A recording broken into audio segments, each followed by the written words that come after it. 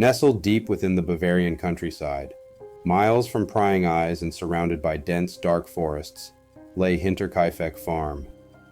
Isolated and secretive, it was the kind of place where the silence only heightened the sense of unease that seemed to seep from its very soil.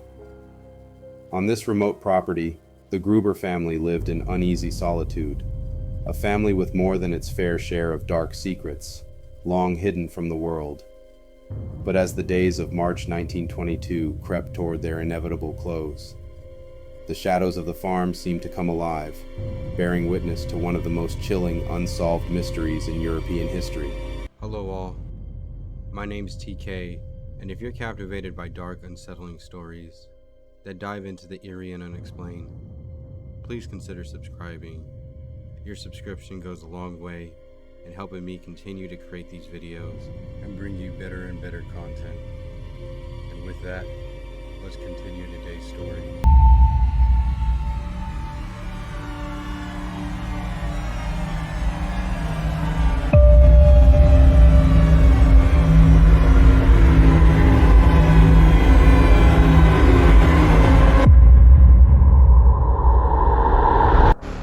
The patriarch, Andreas Gruber, was a man well known in the small Bavarian community. His reputation, however, was far from sterling. Andreas was a harsh man, with a cruel temper that dominated his household. At 63 years old, his controlling and abusive behavior had long taken its toll on his 72-year-old wife, Cecilia, who had withered into a shell of her former self after years of suffering under his oppressive hand. Living with them was their widowed daughter, Victoria Gabriel, a 35-year-old woman with a tragic and scandalous past. Victoria had lost her husband Karl during World War I, or so the official story went. Yet rumors whispered through the town suggested that Karl might not have perished in battle at all. Some believed he had never returned for another reason, and the villagers' suspicions deepened with the birth of Victoria's second child, Joseph. The rumors surrounding Joseph's parentage were far more disturbing than any simple wartime tragedy. While he was officially listed as Karl's son, many suspected that the true father was none other than Victoria's own father, Andreas. These weren't just idle rumors either. In 1915, both Andreas and Victoria had been convicted of incest, a scandal that shocked the village. Despite their brief imprisonment, they had returned to Hinterkaifeck to live as though nothing had happened, deepening their isolation and making them an even greater object of suspicion among the locals. Yet it wasn't just these disturbing dynamics that set the Gruber family apart. In the months leading up to the tragedy, strange things began to happen at Hinterkaifeck, things that defied explanation. It began innocuously enough. Andreas discovered footprints in the snow one cold winter morning. They led from the thick woods surrounding the farm straight to the back door. But what was most disturbing was that there were no footprints leading away. It was as if someone had emerged from the woods, entered the house, and simply vanished. Andreas was not a man given to fear or superstition, but this discovery unsettled him. He mentioned it only in passing to a neighbor, but didn't alert the authorities. Then, the sounds began. Late at night, when the family had gone to bed, they heard footsteps above them, slow, deliberate, pacing back and forth in the attic. Andreas searched the space several times, but no intruder was ever found. The noises continued, and with each passing night, the family's unease grew. Then came the disappearance of a set of house keys, which vanished without explanation. No one could find them, and no one admitted to taking them. Coupled with the strange noises and the mysterious footprints, the family began to feel as though they were being watched, but still, they chose not to seek help. Andreas, stubborn and self-reliant, likely believed he could handle whatever it was lurking in the shadows of his farm. The family had already been living in a state of quiet dread when their new maid, Maria Baumgartner, arrived, hired to replace the previous maid, who had quit 6 months earlier, claiming that the farm was haunted. Maria had no idea that the very night she arrived, she would meet a fate worse than any nightmare. The night of March 31st, 1922 was a seemingly ordinary evening on Hinterkaifeck. Victoria and her mother had returned from attending church in town, and the family settled into their nightly routine. 7-year-old Cecilia played quietly inside with her little brother Joseph. Maria, the new maid, began to familiarize herself with the farm. As night fell, the only sounds that could be heard were the distant rustling of the wind through the trees and the occasional lowing of cattle. There was no indication of the horror that was about to unfold. Sometime that night, the killer, or killers, made their move. It is believed that they lured each family member, one by one, into the barn, where they met their gruesome fates. The first victim was likely Andreas. The killer struck him down with a mattock, a heavy tool used for digging. The force of the blow was so great that it shattered his skull, sending blood splattering across the walls of the barn. It was not a quick death. It was brutal, violent, and savage. Victoria was next. Hearing her father's struggle, she may have rushed into the barn to help him, only to meet the same fate. Her skull was crushed with equal ferocity, her life snuffed out in an instant. The killer showed no mercy. Each blow seemed to be delivered with a personal, burning hatred. Then came Cecilia, Andreas's wife. Old and frail, she stood no chance against the murderer. Her skull was similarly shattered, her face left almost unrecognizable by the force of the attack. The cruelty of her death shocked even the seasoned investigators who would later examine the scene. The most tragic of all, however, was the death of little Cecilia. At just 7 years old, she was the last to be killed in the barn. It's unclear if she witnessed the deaths of her family members, but her final moments were filled with unimaginable terror. The killer showed her no mercy.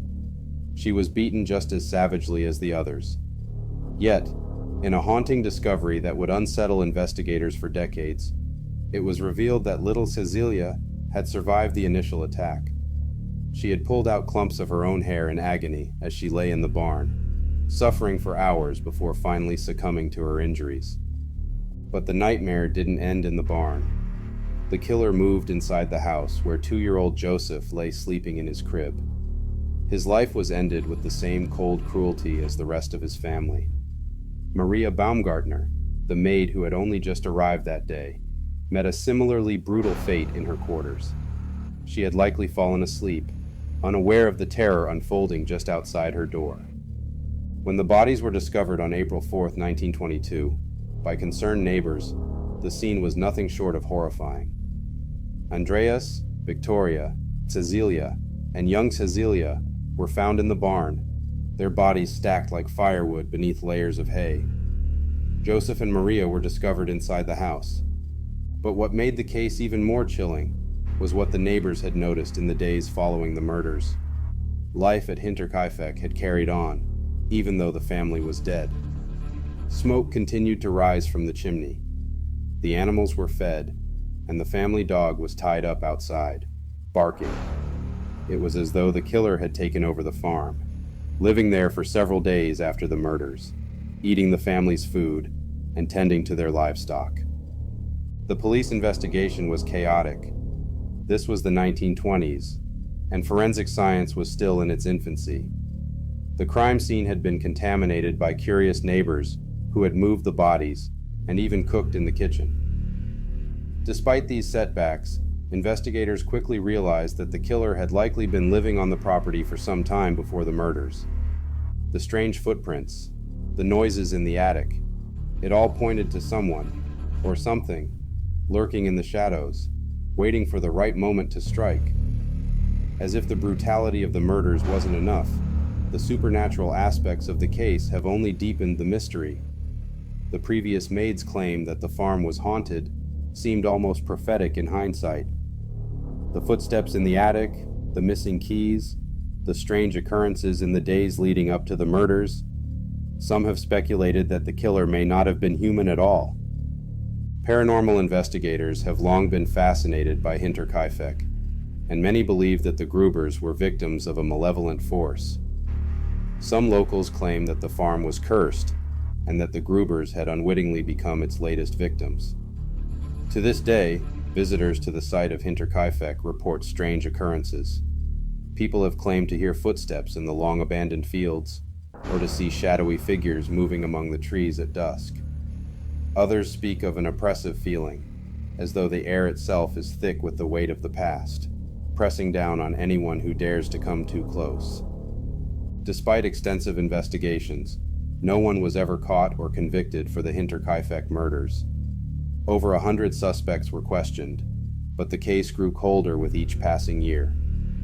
In a final, desperate bid to solve the case, the victims' skulls were sent to a clairvoyant in Munich, but no answers came from the attempt. To make matters worse, the skulls were lost during World War II, leaving the Gruber's spirits to wander the Bavarian countryside without even the rest of their bodies to bury in peace. The Hinterkaifeck farm was eventually torn down, but the memory of what happened there has never faded. The ground where the farm once stood is said to be haunted by the restless souls of the Gruber family. Their death's an unsolved tragedy that continues to cast a long, dark shadow over the region.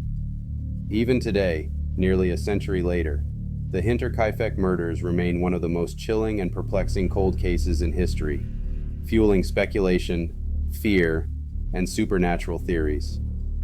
For decades, paranormal investigators and ghost hunters have flocked to the site, drawn by the whispers of hauntings and the eerie energy that seems to hang over the area like a dark cloud.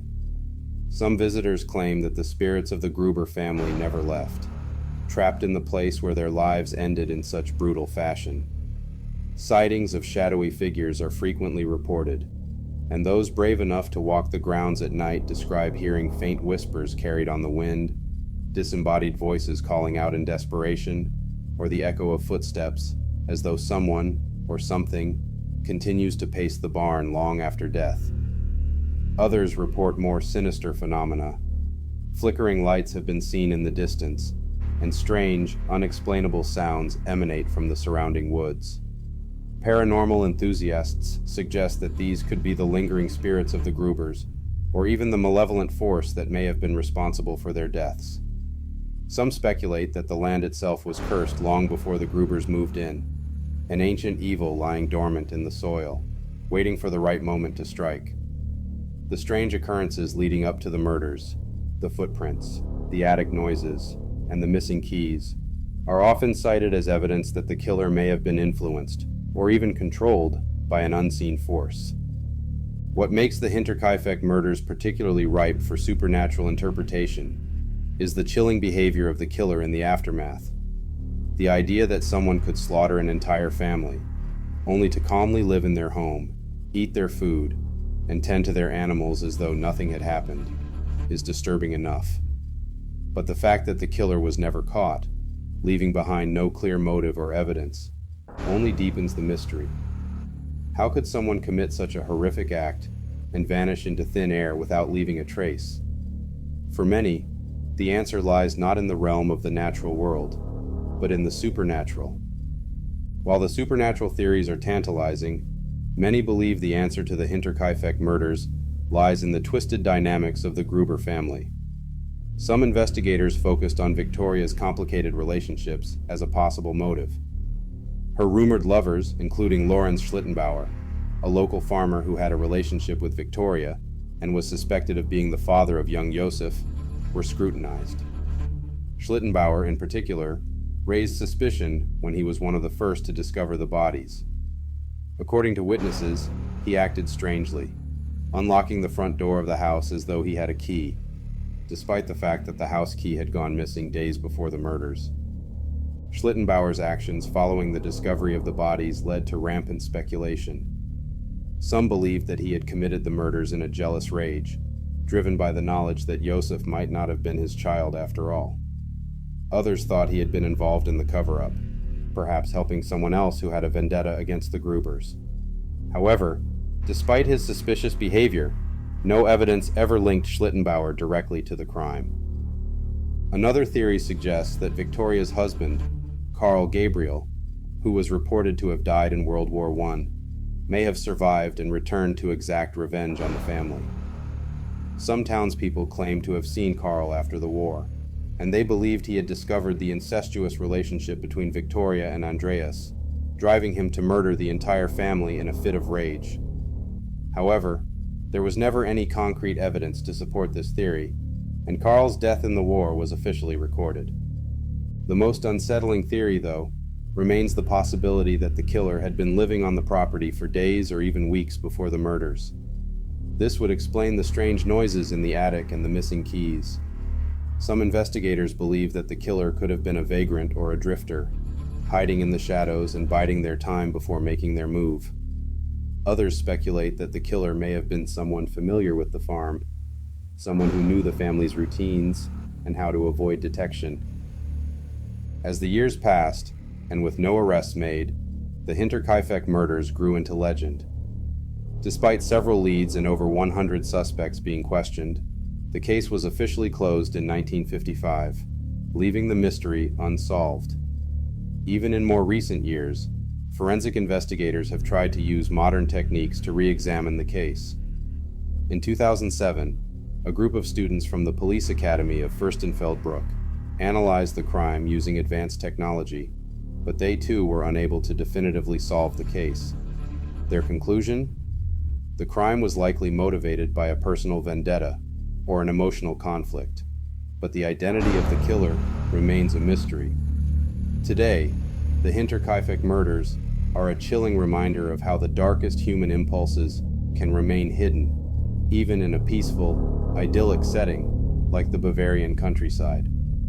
The fact that no one was ever brought to justice only adds to the unsettling nature of the case, as does the eerie sense that something more than mere human malice was at work that night.